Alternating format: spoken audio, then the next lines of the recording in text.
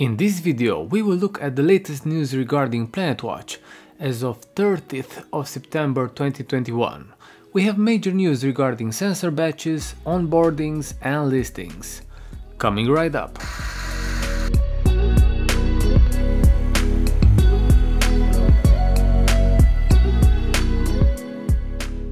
Before starting this PlanetWatch news video, some of you were probably asking why I didn't do this series in the past weeks.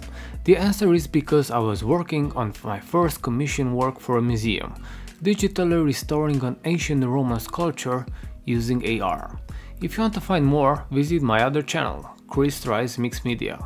Link to the video in the description below. Going back to PlanetWatch news, we will start by looking at the PlanetWatch status in terms of sensor growth and planet price.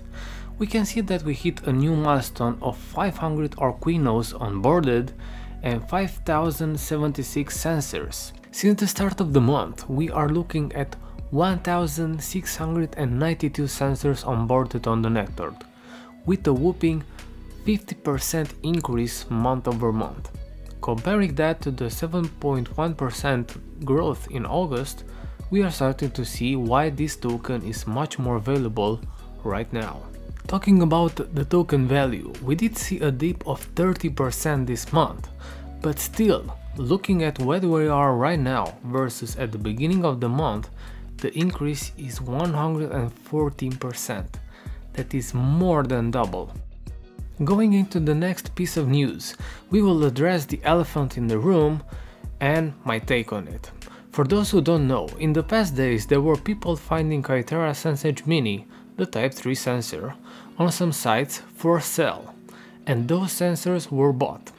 Now people got mad and think that onboarding the approved sensors not sold by PlanetWatch is not fair, stating that they will stay in line for the PlanetWatch order while others are buying sensors online. But is it?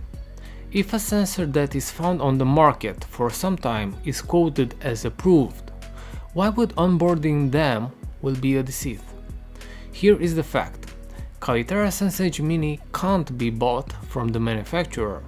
I did my own investigation and the people from Kythera redirected me to speak with PlanetWatch about buying the SenseEdge Mini. They wouldn't sell to me directly. Someone from the community did the same for Arquino. Same story. Now, Kythera SenseEdge Mini is on market for some time, and there are some vendors and businesses that bought it. If people can get their hands on these sensors, that doesn't mean that PlanetWatch is tricking you. Also, like I said previously, PlanetWatch offers a 2-year warranty and they will handle all the calibration processes and costs for Type 1 and Type 3 sensors that they sell. Of course, for sensors bought from third-party sources, all of this will not apply. Also, we must realize that all of us want to get our hands on as many sensors as fast as possible and with max reward for the rest of our lives.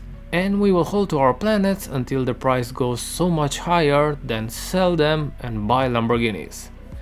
But here is the thing. If this project will not onboard fast a lot of sensors, it will not get to have big data products. It will not have customers. It will not succeed, and if it doesn't, the price of the planets will never skyrocket. This is not financial advice, just something that I am doing. I am buying as many sensors as my budget allows. I have patience, and when FOMO hits me, then I look at the data, I realize that it's still early in the project. I sell a certain percent of my planets every month to cover some costs, but hold on to the majority of them.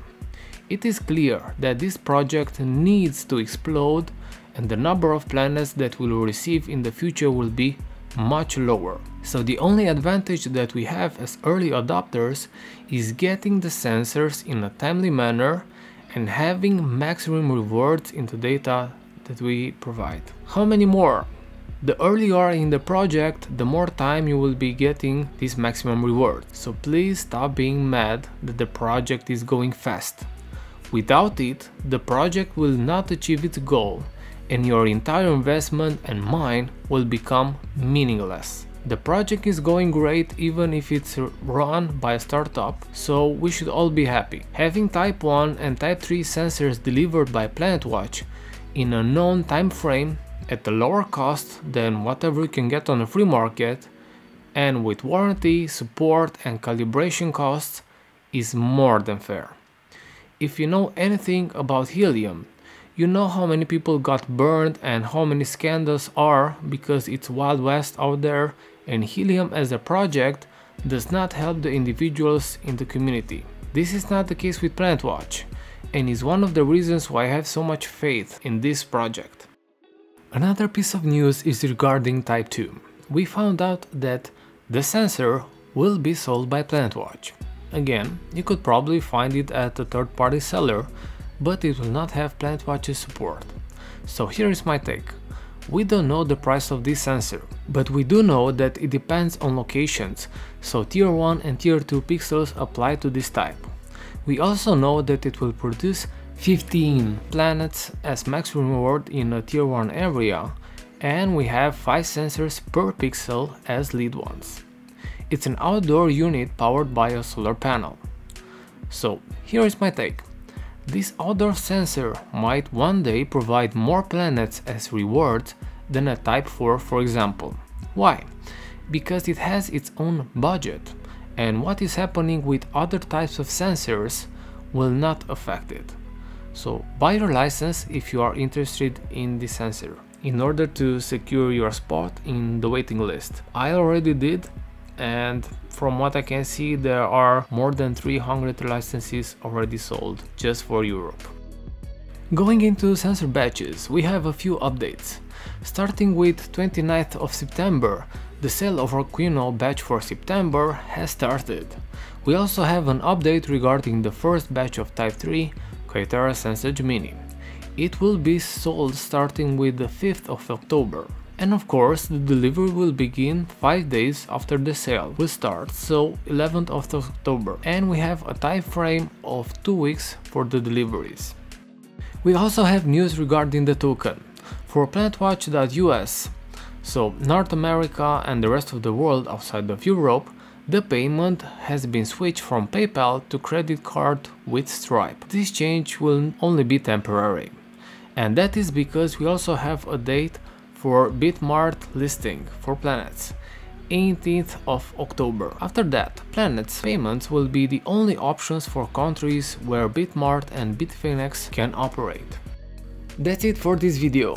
Give it a thumbs up, subscribe if you haven't already, and stay tuned. Until next time, see ya!